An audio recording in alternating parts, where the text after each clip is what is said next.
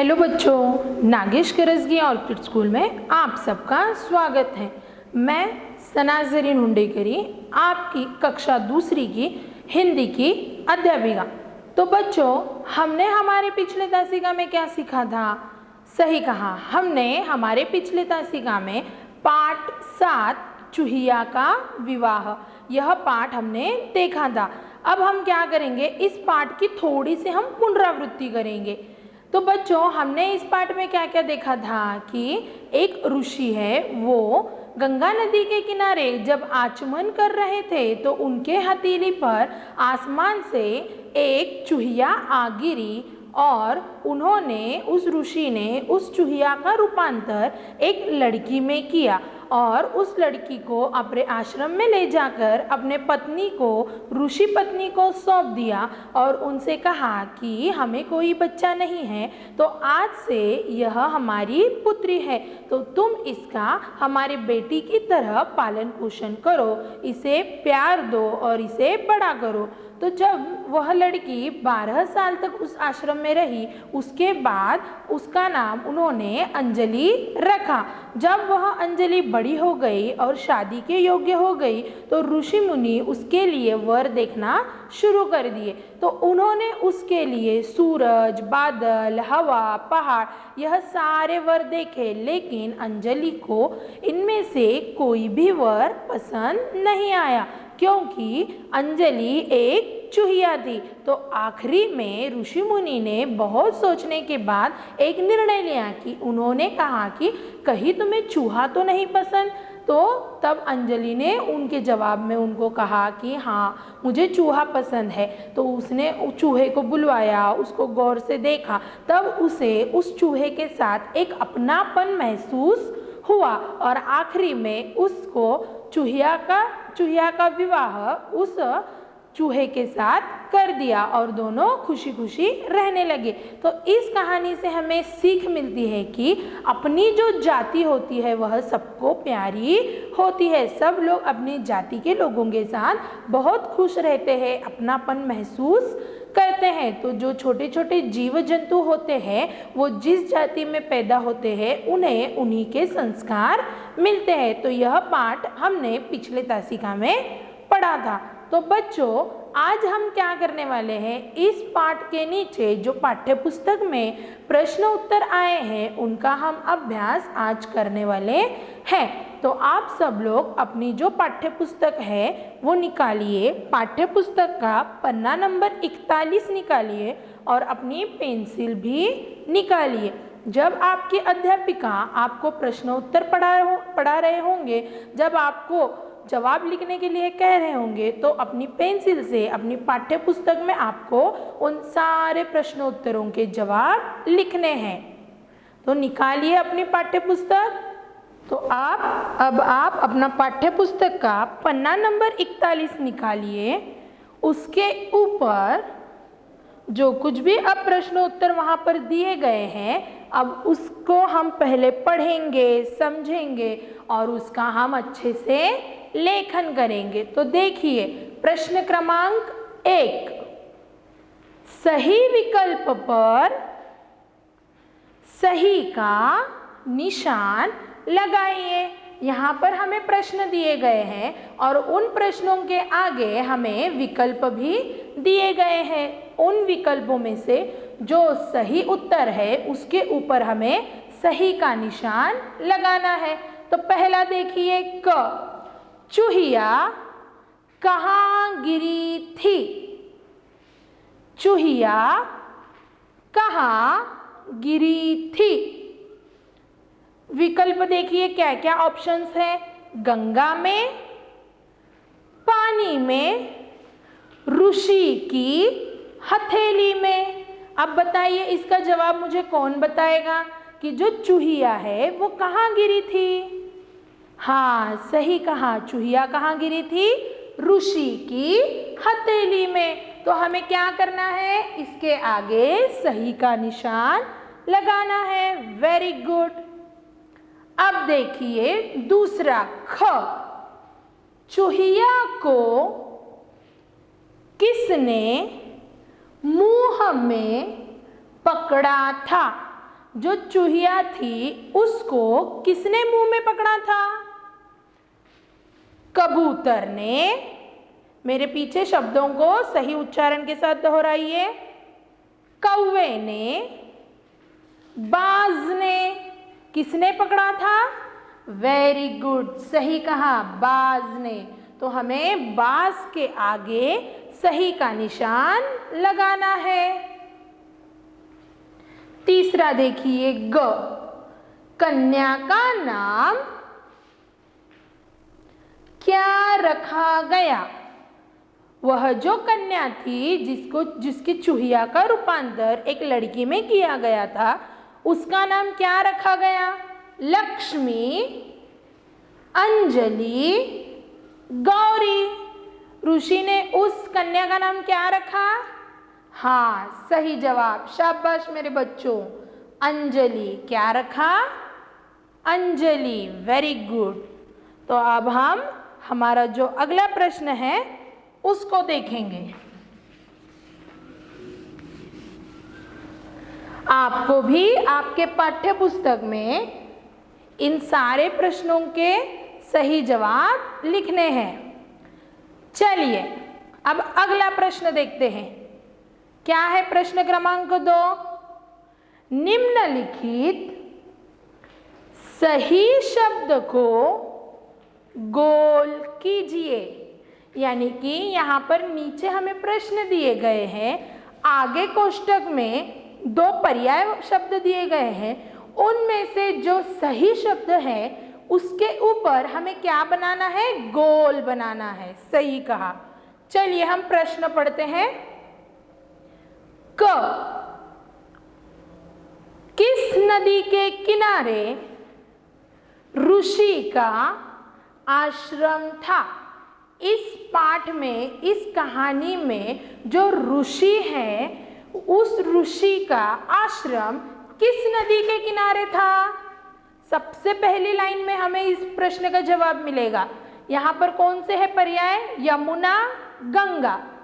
बताइए सही जवाब। बिल्कुल सही, गंगा नदी के किनारे। तो गंगा के ऊपर हमें क्या करना है बच्चों? गोला बनाना है, क्योंकि सही शब्द को हमें गोल करना है। तो सही शब्द कौन सा होगा? गंगा। किस नदी के किनारे ऋषि का आश्रम था? इसका जवाब क्या आएगा? गंगा। Very good. अब देखिए अगला प्रश्न। अंजलि ऋषि के आश्रम में कितने वर्षों तक रही? जो यह अंजलि है वह उस ऋषि के आश्रम में कितने वर्षों तक रही? 12, 14। कौन सा आएगा सही जवाब? सही कहा, 12। शाबाश मेरे बच्चों। तो 12 पर हमें क्या करना है? गोल बनाना है। अब देखिए अगला। अंजलि ने, बराबर से उंगली रखकर प्रश्नों को पढ़िए, तभी आपको अच्छे से वह प्रश्न का अर्थ समझ में आएगा। पहाड़ को क्या कहा? अंजलि ने पहाड़ को क्या कहा? कठोर, चंचल। क्या कहा? कठोर। सही कहा। और चंचल किसे कहा था? हवा को। चंचल किसे कहा था? हवा को। और पहाड़ को क्या कहा था? कठोर। तो इस प्रश्न का सही जवाब क्या है? कठोर। और हमने इस कठोर पर क्या बना लिया? अब गोल बना लिया। शाबाश। अब देखिए हमारा अगला प्रश्न, प्रश्न क्रमांक 3। ऋषि ने अपनी पुत्री को कुछ योग्य वर दिखाए। उनको कहानी के क्रम के अनुसार लिखिए। अब देखिए यहाँ कोष्टक में हमें कुछ वर के नाम दिए गए हैं, तो हमें क्या करना है, ऋषि ने अपनी पुत्री अंजलि को वह वर कौन कौन से क्रमांक से, यानी पहले किसको दिखाया, उसके बाद किसको दिखाया, उसके बाद किसका नाम आया, इस क्रम संख्या में पहले कौन, दूसरा कौन, तीसरा और चौथा, उस क्रम संख्या के अनुसार हमें इन शब्दों को लगाना है। तो कोष्टक में का पहला शब्द है बादल, सूरज, चूहा, पहाड़, ये 4 नाम हैं। तो पहले अंजलि को ऋषि ने कौन सा वर दिखाया था, कौन सा दिखाया था, सूरज, सही कहा। तो यहाँ पर आएगा सूरज, यहाँ पर क्या आएगा, सूरज। सूरज के बाद बादल। अंजलि ने बादल को क्यों नहीं बोला, क्योंकि वह बहुत ही काला है। बादल के बाद पहाड़, सही कहा। पहाड़ को भी क्यों नहीं कहा अंजलि में, क्योंकि वह बहुत ही कठोर है। अब आखिरी में अंजलि ने किससे शादी की, चूहे से, सही कहा। तो यहाँ पर कोष्टक में है ना वह चूहा, तो हमें वह यहाँ पर 4 नंबर पर लिखना है। तो आखिरी में क्या आएगा शब्द, चूहा। अब इसको क्रम से पढ़ेंगे, सूरज, बादल, पहाड़, चूहा। वेरी गुड, लिखिए आप भी इन शब्दों को। चलिए अब हम हमारा अगला प्रश्न देखते हैं। प्रश्न क्रमांक 4, निम्नलिखित प्रश्नों के उत्तर लिखिए। अब हमें क्या करना है, इन प्रश्नों के उत्तर हमारे दूसरे कॉपी में लिखना है। यहाँ पाठ्य पुस्तक में हमें इन प्रश्नों के उत्तर नहीं लिखने हैं। आपको सिर्फ इन प्रश्नों के उत्तर, आपको जो अध्यापिका बता रहे हैं उन्हें ध्यान में रखना है। तो देखिए पहला प्रश्न क्या है, अपनी उंगली रखिए पहले प्रश्न पर और पढ़िए। ऋषि ने अंजलि के लिए किस किस वर की तलाश की थी। ऋषि ने अंजलि के लिए किस किस वर की तलाश की थी। कौन देगा मुझे अब इस प्रश्न का जवाब, बताइए। सही कहा, सूरज, हवा, बादल और पहाड़, इन वर की तलाश ऋषि ने अंजलि के लिए की थी। कौन कौन से हैं, सूरज, हवा, बादल और पहाड़ की। समझ में आ गया आपको इस प्रश्न का जवाब, शाबाश। अब देखिए अगला प्रश्न। अंजलि हवा से शादी क्यों नहीं करना चाहती थी। अंजलि हवा से शादी क्यों नहीं करना चाहती थी। क्यों नहीं करना चाहती थी अंजलि हवा से शादी, कौन देगा मुझे जवाब। हाँ, शाबाश। क्योंकि उसके अनुसार हवा बहुत चंचल है। क्योंकि उसके अनुसार हवा बहुत चंचल है, इसके लिए अंजलि हवा से शादी नहीं करना चाहती थी। समझ में आ गया आपको इसका जवाब, ठीक है। तो चलिए अब हम देखते हैं हमारा अगला प्रश्न। अंजलि की शादी किससे हुई और क्यों। अंजलि की शादी किससे हुई और क्यों? अंजलि की शादी चूहे से हुई क्योंकि वास्तव में वह एक चूहिया थी। अंजलि की शादी किससे हुई? चूहे से हुई क्योंकि वास्तव में वह एक चूहिया थी। चलिए अब हम देखते हैं हमारा अगला प्रश्न। इस कहानी से हमें क्या संदेश मिलता है? यह जो चूहिया का विवाह, यह जो कहानी हमने पढ़ी है, इस कहानी से हमें क्या सीख मिलती है बच्चों? हाँ, तो इस कहानी से हमें जाति प्रेम का संदेश मिलता है और यह भी पता चलता है कि मूल जो स्वभाव है वह नकली उपायों से नहीं बदला जा सकता। हमें दुखी प्राणी का दुख दूर करके के लिए तैयार रहना चाहिए। जो दुखी प्राणी होते हैं उनका दुख हमें दूर करना चाहिए और इस कहानी से हमें जाति प्रेम का संदेश मिलता है। तो देखिए अब हमारा अगला पन्ना नंबर, प्रश्न क्रमांक 5। चलिए आप भी अपना अगला पन्ना क्रमांक निकालिए बच्चों और मेरे साथ प्रश्न पढ़िए। प्रश्न 5, निम्नलिखित कोष्ठक से अक्षर चुनकर अर्थपूर्ण शब्दों को पूर्ण कीजिए।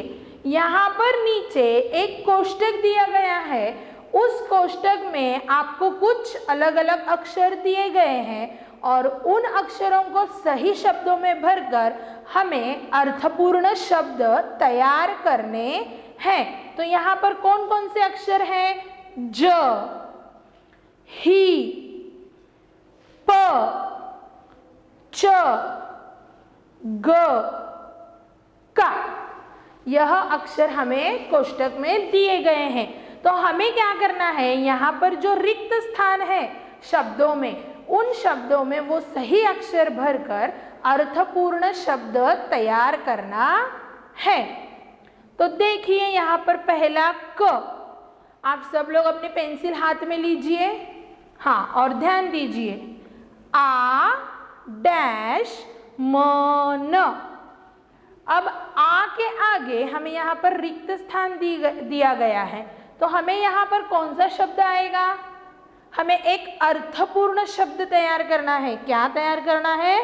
अर्थपूर्ण शब्द। तो वहां पर क्या आएगा? च आएगा। सही कहा। किसने किसने जवाब दिया? शाबाश। यहाँ पर क्या आएगा? च आएगा। तो च जब हम इस खाली रिक्त जगह पर भरेंगे तो पूरा जो शब्द है वो क्या होगा? आचमन। कौन सा शब्द होगा ये? आचमन। आचमन यानी, आचमन का अर्थ मैंने पाठ सिखाते वक्त आपको बताया था। आचमन का यानी जल पीना, ऐसे हथेली कर कर इससे जल पीना। अब देखिए अगला शब्द, गंगा डैश ल। अब क्या आएगा वहां पर? ये चह तो अब आचमन में चला गया।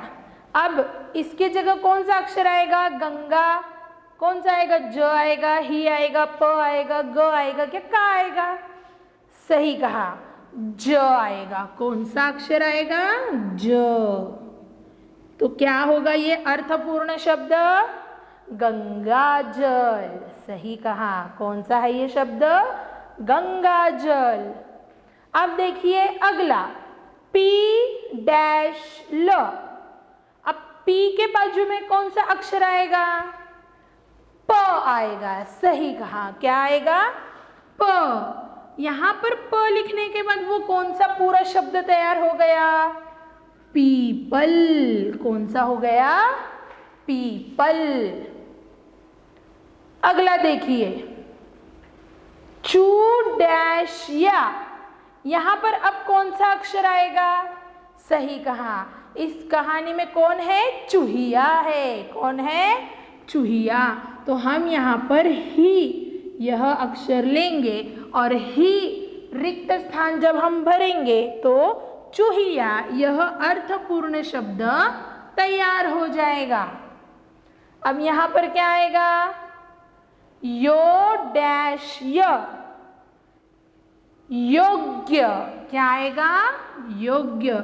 ग को हमें आधा ही लिखना है क्योंकि योग्य यह शब्द जोड़ शब्द है। उसके बाद क्या आएगा? आ डैश र। अब आखिरी में कोष्टक में कौन सा अक्षर बचा? का बचा। सही कहा। तो अब यहाँ पर कौन सा आएगा? का आएगा। जब हम यहाँ पर का यह अक्षर लिखेंगे तो यह कौन सा शब्द होगा? आकार। कौन सा होगा? आकार। Very good. लिखिए आप लोग भी अपनी पाठ्य पुस्तक में इन सारे शब्दों को। अब हम हमारा अगला प्रश्न देखते हैं। क्या है हमारा अगला प्रश्न? प्रश्न क्रमांक 6। अपनी उंगली रखकर उसको पढ़िए। पढ़िए, समझिए तथा वचन बदलकर लिखिए। अब यहाँ पर हमें क्या बताया है इस प्रश्न में? हमें इन शब्दों को पढ़ना है, समझना है और वचन बदलकर लिखना है। वचन यानी हमने पिछले पारी में सीखा है ना, एक वचन और अनेक वचन। तो अभी हमारे को यहाँ पर उदाहरण के तौर पर इन्होंने 2 शब्दों के वचन बदलकर दिखाए हैं। क्या है देखो, लड़की। एक है तो लड़की, बहुत सारी लड़कियां। सही कहा, बहुत सारी लड़कियां। एक कपड़ा, एक कपड़ा और बहुत सारे कपड़े। सही कहा, बहुत सारे कपड़े। अब देखो, एक नदी, एक नदी और बहुत सारी नदियाँ, बहुत सारी नदियाँ। य के ऊपर क्या आएगी बच्चों? अर्धचंद्र बिंदी, अनुनासिक। क्या आएगा? अनुनासिक। हमने पिछले पाठ में सीखा था ना, अनुस्वार कहाँ देते हैं और अनुनासिक कहाँ देते हैं, अनुनासिक वाले शब्द कैसे होते हैं। तो जब एक नदी है और तब बहुत सारी नदियाँ हैं, तो हमने नदी का वचन यहाँ पर बदला है। एक बत्तख, एक बत्तख और बहुत सारे बत्तखें, बहुत सारे बत्तखें। एक मछली, जल में एक मछली है, लेकिन जल में जब बहुत सारी होंगी तो हम उसे क्या बोलेंगे? क्या बोलेंगे? एक ही मछली बोलेंगे। वो बहुत सारी मछलियों को देख के एक ही मछली बोलेंगे? नहीं ना। क्या बोलेंगे फिर? बहुत सारी मछलियाँ। सही कहा, बहुत सारी मछलियाँ। लिखिए इसको अपनी पाठ्य पुस्तक में। देखिए अब यहाँ पर है चूहा। जब एक चूहा है तो उसको क्या बोलेंगे? एक है तो चूहा, और उसी समय बहुत सारे हैं तो उसको क्या बोलेंगे? अनेक चूहे। चूहा, चूहे, चूहा, चूहे। लिखिए। हम इस वचन बदल कर लिखने का जो ये प्रश्न है, फिर से एक बार इसको पढ़ेंगे और आप लोग भी उंगली रखकर मेरे साथ पढ़िए, दोहराइए मेरे पीछे। लड़की, लड़कियां, नदी, नदियां, मछली, मछलियां, कपड़ा, कपड़े। हमारा जो आखिरी शब्द है वो क्या है? चूहा, चूहे। फिर से एक बार हम इसको दोहराएंगे। लड़की, लड़कियां, कपड़ा, कपड़े, नदी, नदियां, बतख, बतखें, मछली, मछलियाँ, चूहा, चूहे। तो बच्चों अब इसको आप अपने पाठ्य पुस्तक में लिखिए। चलिए अब हम हमारा अगला प्रश्न देखते हैं। प्रश्न क्रमांक 7। कौन सा है प्रश्न क्रमांक 7? क्या है हमारा प्रश्न क्रमांक 7? नीचे कोष्ठक में दिए शब्दों में से संज्ञा और सर्वनाम अलग अलग छांटकर लिखिए। हमने हमारे पिछले पाठों में संज्ञा और सर्वनाम सीखा है। संज्ञा यानी क्या? प्राणी, व्यक्ति, वस्तु, जगह, इनके नामों को संज्ञा कहते हैं। और सर्वनाम यानी क्या? संज्ञा के स्थान पर प्रयुक्त होने वाले शब्दों को सर्वनाम कहते हैं। तो अब हमें यहाँ पर क्या करना है? यहाँ पर कोष्ठक में हमें शब्द दिए गए हैं। कौन कौन से वो शब्द है पढ़िए। गंगा, उसके, चूहिया, वह, उनके, मैंने, सूरज, तुम्हें, बादल, उसका, हवा, अंजलि। अब ये सारे शब्द हैं। इन सारे शब्दों को संज्ञा शब्द कौन से है और सर्वनाम शब्द कौन से है, इन्हें हमें अलग अलग कर कर लिखना है। अब गंगा संज्ञा है तो संज्ञा की जगह पर लिखना है। उसके सर्वनाम है तो सर्वनाम के कोष्ठक में इसे लिखना है। चूहिया नाम है यह प्राणी का, तो यह है संज्ञा। वह सर्वनाम है। उनके सर्वनाम है। मैंने सर्वनाम शब्द है। सूरज संज्ञा शब्द है। तुम्हें सर्वनाम शब्द है। बादल संज्ञा शब्द है। उसका सर्वनाम शब्द है। हवा संज्ञा शब्द है। और आखिरी में अंजलि। अंजलि लड़की का नाम है इसलिए वह संज्ञा शब्द है। तो बच्चों संज्ञा शब्द कौन कौन से हैं? गंगा, चूहिया, सूरज, बादल, हवा, अंजलि। यह जो शब्द है यह संज्ञा शब्द है क्योंकि यह सारे शब्द व्यक्ति के, प्राणी के, वस्तु के, जगह के नाम हैं। और सर्वनाम शब्द कौन कौन से हैं? जो संज्ञा शब्द के ऊपर प्रयुक्त होते हैं। तो कौन कौन से हैं सर्वनाम शब्द? उसके, वह, उनके, मैंने, तुम्हें, उसका। मुझे लगता है आप सब लोगों ने आपके पाठ्य पुस्तक में इसको लिखा है। अब देखिए बच्चों, इसके नीचे रचनात्मक कार्य दिया गया है। क्या दिया गया है? प्रश्न क्रमांक 8। ईश्वर द्वारा निर्मित प्रकृति के चित्र को देखकर उनके नाम लिखिए। यह जो सारे चित्र है ये ईश्वर द्वारा निर्मित किए गए हैं, तो इनके नाम आपको लिखना है। तो आज का आपका गृह कार्य क्या है? तो आज का आपका गृह कार्य प्रश्न क्रमांक 8 रचनात्मक कार्य।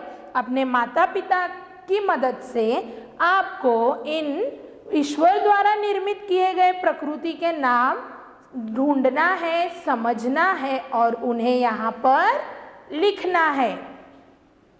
तो देखिए बच्चों, आज हमने हमारा पाठ 7 चूहिया का विवाह और उसके सारे प्रश्नोत्तरों का अच्छे से अभ्यास किया है। इन सारे प्रश्नोत्तरों को आप फिर से एक बार घर पर ही इनका वाचन अच्छे से करेंगे। मैं आशा करती हूँ मैंने आपको जो कुछ भी पढ़ाया है आपको अच्छे से समझ में आ गया होगा। अब हम हमारे अगले तासिका में मिलेंगे। धन्यवाद।